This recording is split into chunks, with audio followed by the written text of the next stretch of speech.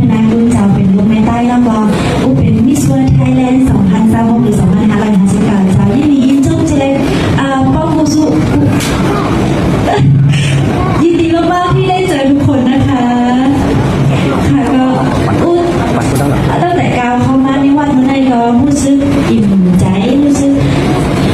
อบอุ่นมากๆเจ้าตีได้เข้ามาแล้วก็ไปกันเลยก็ขอบคุณทุกคนนะเจ้าตีมาต้อนรับแล้วก็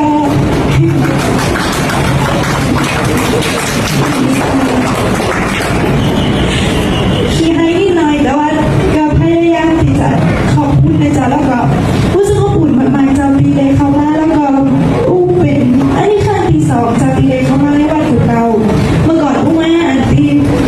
มันเป็นป้อยมือซ้ำป้อยสั่งร้องนะเจ้าก็ได้เข้ามาแล้วก็เห็นแล้วก็มีความสุขมากเพราะว่าเหมือนในที่แม่แล้วก็มีพี่ๆมีน้องๆด้วย